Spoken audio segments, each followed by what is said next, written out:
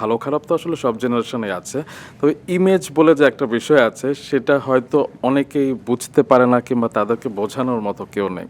আপনি যেটা হয় না যে অনেক বছর অ্যাক্টিং করছেন না কিংবা আপনার মতো আরও অনেকেই করছে না, কিন্তু আপনারা কিন্তু এখনও ইমেজটা ধরে রেখেছেন, যেটা অনেক সময় 30 মিনিটেই অনেক উধাও হয়ে যায় অনেকের, আবার 30 বছর ধরে আপনারা সেই ইমেজ ধরে রেখেছেন।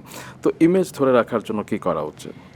ভাইয়া ইমেজ ধরে রাখার জন্য আমাকে অনেক কিছু মেনটেন করা উচিত। হ্যাঁ, পাবলিক প্লেসে আমাকে এমন কথা, শিল্পীদের সব কিছু খেতে নেই, সব কিছু বলতে নেই, সব জায়গায় যেতে নেই।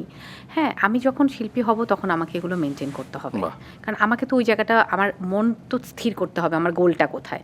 সো ওই গোলে রিচ করতে হলে আমাকে কী কী করতে হবে? একটা হতে পারে আমি শিল্পী হতে পারি, একটা হতে পারে আমার ইমেজ। ইমেজ কিন্তু যেটা তুমি বললে 30 মিনিট চলে যেতে পারে, আবার 30 বছর লাগে একটা ইমেজ রাইট। কামাতে। সো এটা মেনটেন করার জন্য কিন্তু আমি আমার জীবনে অনেক কিছু করিনি, যেটা আমার করতে মন চেয়েছে আমি করিনি। হ্যাঁ, যেটা আমার খেতে ইচ্ছে করেছে আমি খাইনি। সাপোজ ধরো আমি আমেরিকায় গেছি, এসে আমার অন্তরিক্ষ শুটিং, আমাকে শুকাতে হবে। সো আমি আইসক্রিম খাইনি, আমার খেতে ইচ্ছে করেছে, আমি খাইনি। তো এগুলো মেনটেন করেছি, এটা একটা আমি এক্সাম্পল দিলাম।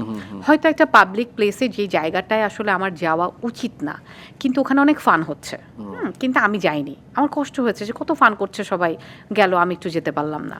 আমার একটু যেতে ইচ্ছা করলো, কিন্তু আমি আমার ইমেজের কথা ভেবে আমি যাইনি। কারণ ওখানে যারা গেছে ওদের কাউকে নিয়ে কেউ কথা বলবে না, কিন্তু আমাকে নিয়ে বলবে যে এই অমুক জায়গায় তো রিচি সোলাইমানকে দেখা গেছে। একদম। তো এই যে জীবনে এই জিনিসগুলো আমি মেনটেন করেছি বলেই হয়তো আমার আজকে একটা ইমেজ আছে যেটা তুমি বলছো।